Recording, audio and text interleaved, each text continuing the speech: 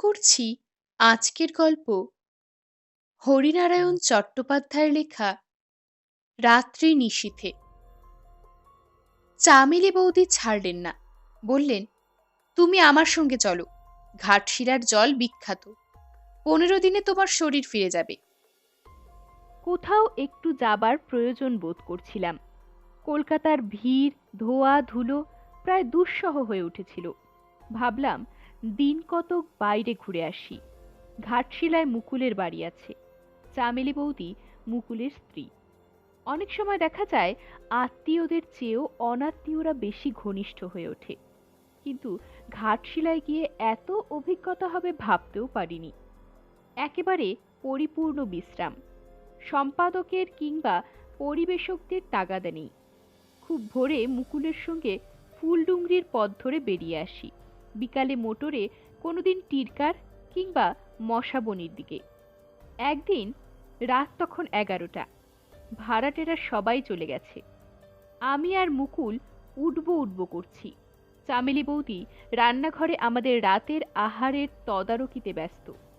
সেই সময় সামন্ত এসে দাঁড়ালেন। অধ্যাপক সামন্ত রঘুনাথপুর কলেজে রসায়ন পড়ান।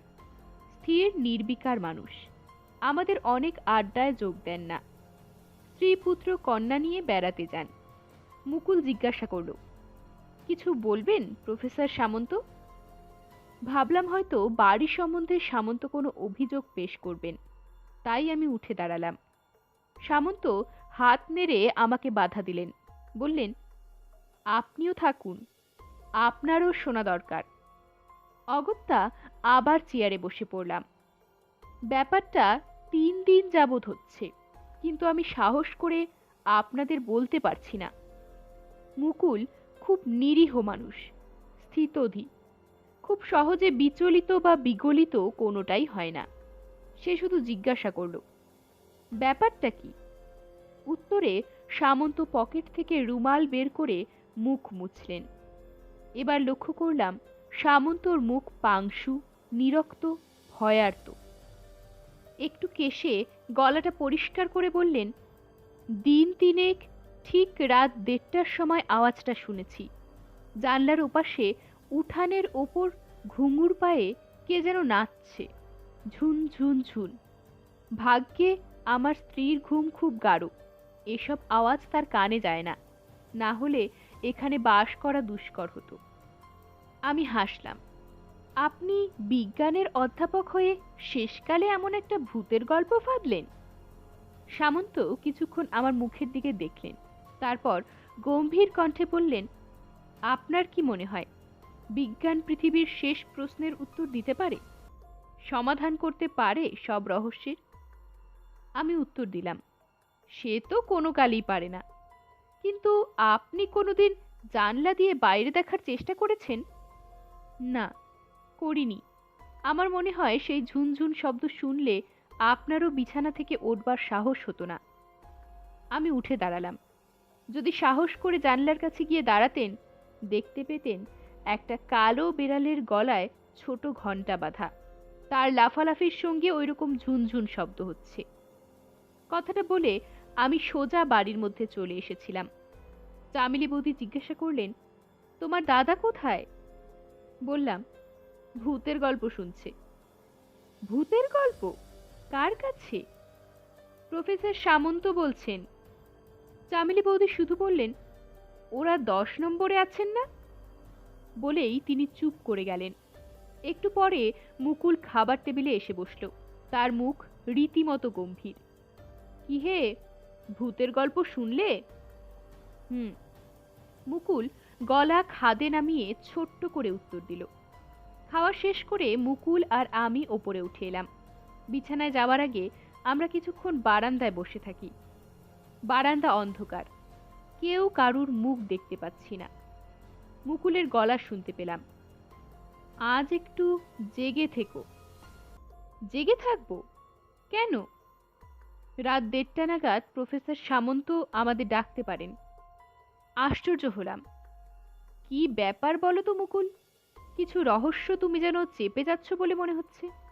সামন্তর গল্পে বিশ্বাস করে তুমি কি রাতের ঘুমটা নষ্ট করতে চাও? মুকুল কিছুক্ষণ চুপ করে রইল। যখন মনে হলো সে আর কিছু বলবে না, এবার শুতে যাবে, তখন তার কণ্ঠ ভেসে এলো, 10 নম্বরটা আমি সচরাচর ভাড়া দিই না। এবছর চেঞ্জার এত বেশি এসেছে, আর প্রফেসর সামন্ত কোনো খবর না দিয়ে বউ ছেলে মেয়ে নিয়ে যেভাবে হাজির হয়ে পড়লেন, কাকুতি মিনতি করতে লাগলেন যে একমাত্র খালি বাড়ি ওই 10 নম্বর, ওটাই ওকে দিতে হলো। এবার আমি চেয়ার ঠেলে মুকুলের কাছাকাছি চলে গেলাম। চাপা গলায় বললাম, এভাবে আর উৎকণ্ঠিত রেখো না, ব্যাপারটা বলেই ফেলো। মুকুল কিছুক্ষণ নিশ্চুপ হয়ে বসে রইল। তারপর যেন স্বগতোক্তি করছে এমনভাবেই ক্ষীণ অথচ স্পষ্ট স্বরে শুরু করলো, ছোটবেলা থেকেই আমি রাজা বাদশাদের প্রাসাদ মহল এসব জায়গায় ঘুরতে যেতে বেশি পছন্দ করতাম। বড় হয়ে কর্মজগতে প্রবেশ করলেও অভ্যাসটা রয়ে গিয়েছিল। একদিন হঠাৎই ঘাটশিলার নবাবের এই পরিত্যক্ত বাড়িটি বিক্রি হবার খবর কানে এলো। এমন খবরে যে আমি আকৃষ্ট হব সেটা বলাই বাহুল্য। খোঁজ খবর নিয়ে জানতে পারলাম আর্থিক দুরবস্থার কারণে বর্তমান মালিক বাড়িটি বিক্রি করতে চায়, কিন্তু চাইলেই তো হলো না, খরিদ্দার কোথায়?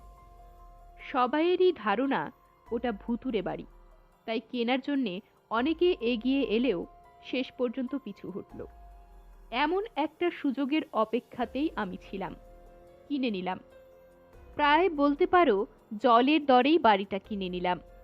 অবশ্য সিদ্ধান্তটা তাড়াতাড়ি নেবার পিছনে অন্য আর একটা কারণও ছিল।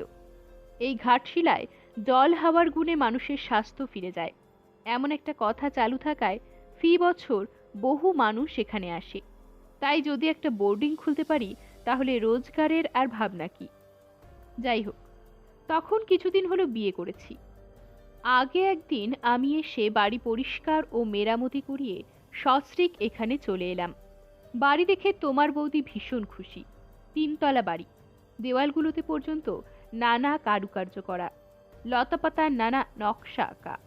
বাড়ির সামনে উঠোনের মতো অনেকটা জায়গা ফাঁকা, তার একদিকে একটা কুয়ো, চারিদিকে গাছপালা, নিরিবিলি পরিবেশ। যেদিন আমি এখানে প্রথম এসেছিলাম সেদিন এখানকার বাজারে একজনের সঙ্গে পরিচয় হয়। নাম আমজাদ আলী, স্থানীয় লোক, মাঝ বয়সী, মিডিয়াম হাইট, রোগাটে গড়ন, পেশায় দর্জি।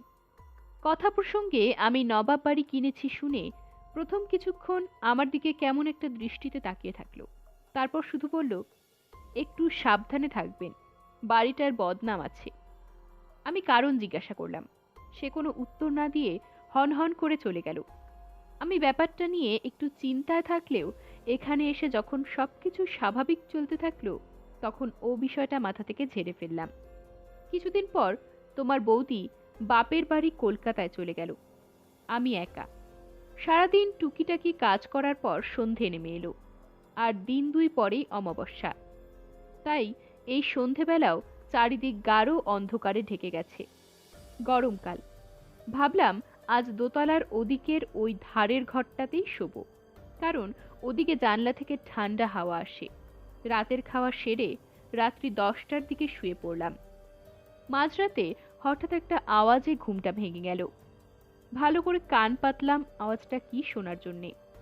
মনে হলো কোনো মেয়ে পায়ে ঘুঙুর পরে গানের তালে তালে নেচে বেড়াচ্ছে। রাত্রির নিস্তব্ধতায় ঝিঝি পোকার ডাক ছাড়িয়ে সে শব্দ স্পষ্ট হয়ে উঠল। আমি ভীতু এমন অপবাদ কেউ কখনো দিতে পারবে না, কিন্তু ওই জনমানবহীন পরিবেশে ওই আওয়াজ একটা ভয়ের আবহ তৈরি করলো। চুপ করে শুনতে শুনতে কখন যে ঘুমিয়ে পড়েছি। সকালের পাখির ডাকে ঘুম ভাঙল। ঘুম ভেঙে সকালের ঝলমলে পরিবেশ দেখে রাত্রির ঘটনারই দুঃস্বপ্ন মনে হলো। সবকিছু মাথা থেকে ঝেড়ে ফেলে দিলাম, কিন্তু সেদিন রাতেও একই ঘটনা ঘটল। পরদিন সকালে উঠে মনে মনে প্রতিজ্ঞা করলাম, আজ যদি এমন ঘটনা ঘটে জানলা দিয়ে দেখব, কপালে যা আছে হবে। সেদিন ছিল অমাবস্যা, একে ঘোর কালো রাত, তাই আকাশ কালো মেঘে আচ্ছন্ন। যে কোনো সময় বৃষ্টি নামবে। চারিদিকে গুমোট পরিবেশ। হাওয়া না থাকায় ঘুমও আসছিল না। ঝিঝির আওয়াজ রাত্রির নিস্তব্ধতাকে ভেঙে খান খান করে দিচ্ছিল। রাত্রি আন্দাজ 1:30 হবে। আবার সেই শব্দ শুনলাম। আজকে শব্দটা যেন আরো কাছে, আরো স্পষ্ট। আমি সাহসে ভর করে বিছানা থেকে উঠে খোলা জানলার কাছে গিয়ে বাইরের দিকে তাকালাম। রাত্রির কালো অন্ধকারেও স্পষ্ট দেখলাম একটি তরুণী, পরনে বাইজিদের পোশাক, খোপা বাঁধা চুল, পায়ে ঘুঙুর পরে ঝুনঝুন শব্দে ছন্দে ছন্দে সারা উঠোন জুড়ে নেচে বেড়াচ্ছে। আমার সারা শরীর জুড়ে বিদ্যুৎ খেলে গেল। মেরুদণ্ড বেয়ে শীতল স্রোত নেমে গেল। পা দুটো যেন কোনো অদৃশ্য শক্তি আটকে রেখেছে। চলার শক্তি লোপ পেয়েছে। একটু পরেই নাচতে নাচতে তরুণী উঠানের এক পাশে চলে গেল। তারপর আর তাকে দেখা গেল না। আমি জানতাম উঠানের ওই পাশে একটা কুয়া ছিল। সে কুয়া বহুদিন কেউ ব্যবহার করত না। কিছুক্ষণ দাঁড়িয়ে থেকে আমি ফিরে এসে শুলাম। সারা রাত আর ঘুম হলো না। একটু তন্দ্রাচ্ছন্ন হবার সঙ্গে সঙ্গে কানে শব্দ ভেসে এলো, ঝুন ঝুন ঝুন। তারপর ওখানে আর শোবার সাহস হয়নি। অর্ধনিমিলিত ওই বসত বাড়ির একতলাতেই রাত কাটাতে হলো। তোমার বৌদি বাপের বাড়ি থেকে কয়েকদিন পর ফিরে এলো, কিন্তু ভয় পাবে ভেবে কথাটা আর তাকে বলিনি। জানতাম অন্য কাউকে বললেও এই উদ্ভট কাহিনী কেউ বিশ্বাস করবে না। এর দিন কয়েক পরেই আমজাদ আলীর সঙ্গে দেখা হয়ে গেল হাটে। তাকে বললাম, আলী, তোমার সঙ্গে দরকারি কথা আছে, একবার সময় করে দেখা করতে পারবে? আমজাদ আলী মোলায়েম করে উত্তর দিল, কোথায় দেখা করতে হবে বলুন মালিক।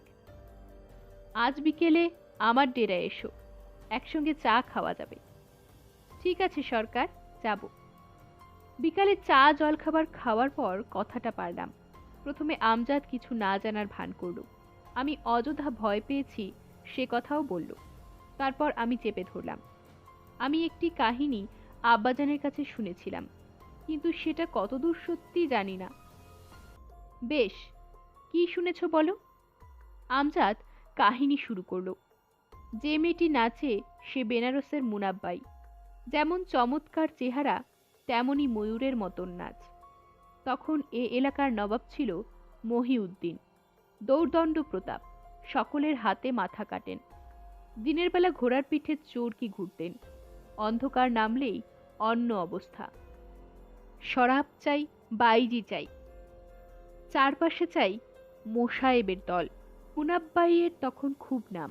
কিছুটা বয়স হয়েছে বটে, কিন্তু দেহে একটুও মেদের সঞ্চার হয়নি। বেতের মতন ছিপছিপে গরম, তবে যেখানে সেখানে মুচড়া নেয় না। খুব রহিস আদমির কাছ থেকে ডাক না এলে মুনাব্বাই ফিরিয়ে দেয়। মহিউদ্দিনের খেয়াল হলো মুনাব্বাইকে আনবেন। টাকা কোনো প্রশ্ন নয়, স্ফূর্তিটাই আসল। মুনাব্বাইও মহিউদ্দিনের নাম শুনেছিল। তার আভিজাত্য, প্রতিপত্তি, কৌলিন্য শুনে বলেছিল এক রাতের বেশি থাকতে পারবে না। মহিউদ্দিন তাতেই রাজি। সুরা বেশি পান করা অনুচিত। তখন ট্রেনের যুগ নয়, আসতেও বেশ সময় লাগত। কিছুটা বজরায়, বাকিটা পালকিতে। মহিউদ্দিন নিজে মুনাব্বাইকে অভ্যর্থনা করে নিয়ে এলেন, বাইমহলে থাকতে দিলেন। একটা রাতের ব্যাপার। পরের দিন সকালেই মুনাব্বাই ফিরে যাবে। ফৈজাবাদে মুজরা আছে। রাত্রে নাচের ব্যবস্থা হলো। সে এক এলাহি কাণ্ড।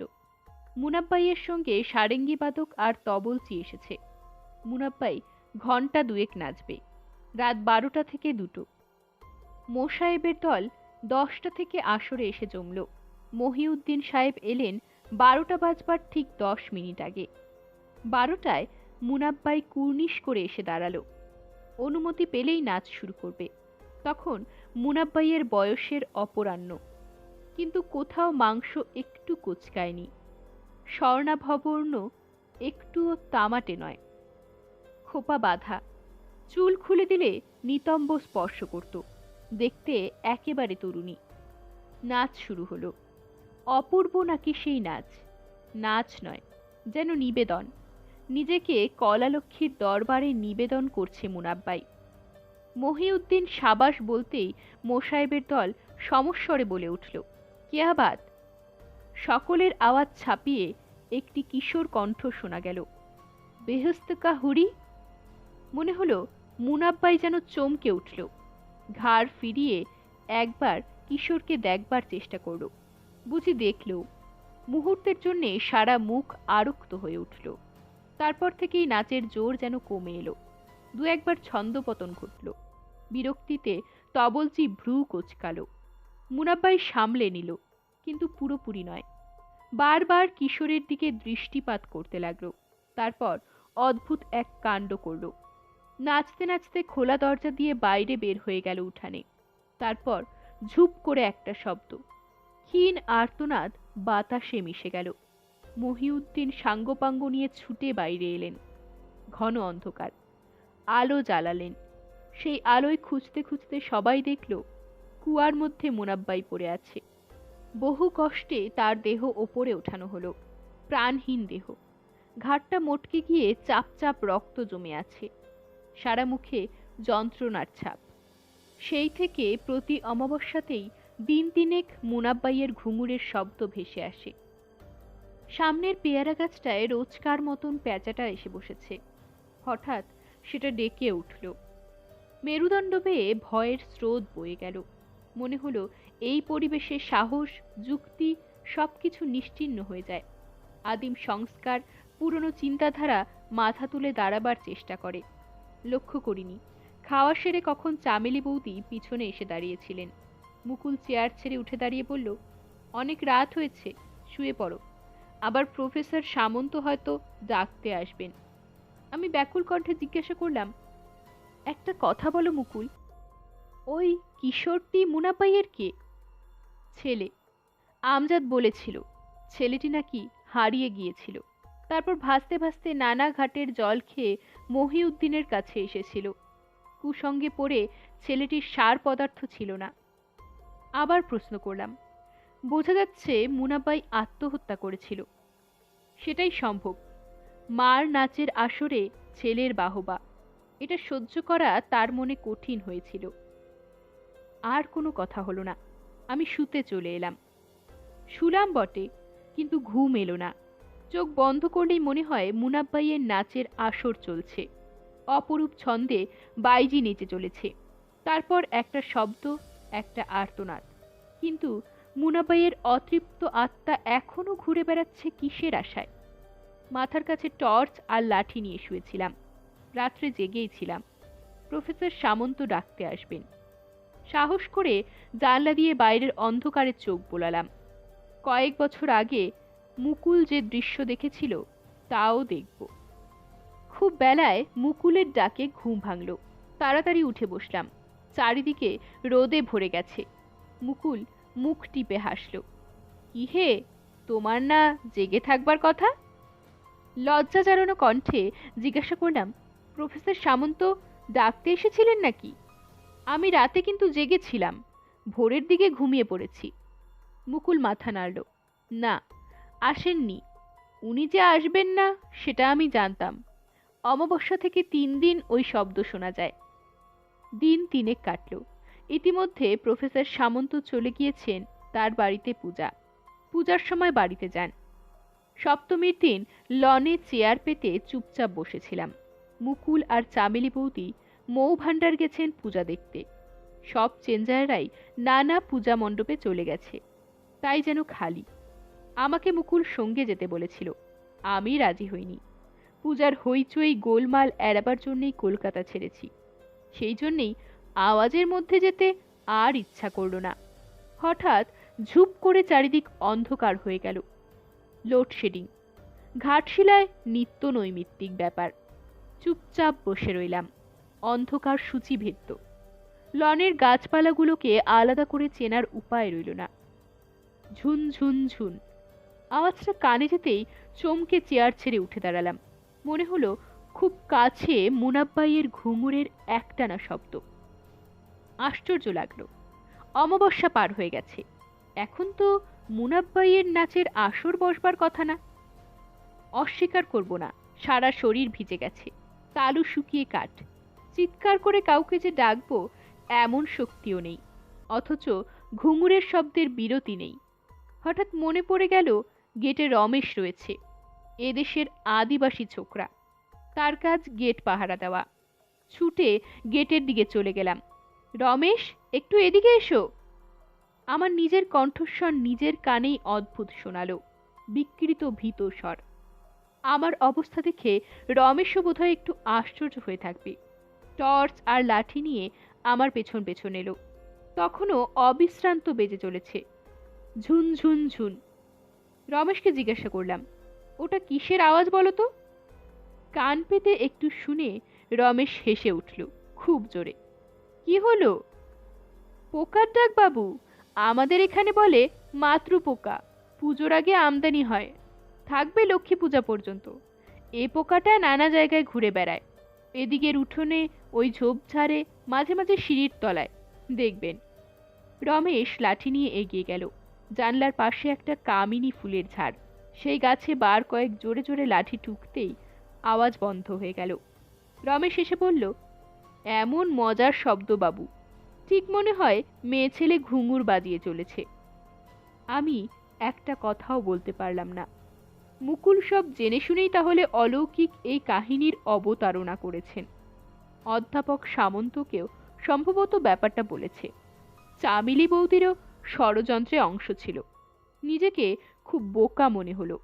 চুপচাপ বসে আলো জ্বলে ওঠার অপেক্ষা করতে লাগলাম, তাহলেই অন্ধকার কেটে যাবে। এরকমই আরও সব গল্প পেতে চ্যানেলটিকে সাবস্ক্রাইব করে দেবেন। আর গল্পটি যদি ভালো লেগে থাকে তাহলে লাইক, শেয়ার আর কমেন্ট করে দেবেন।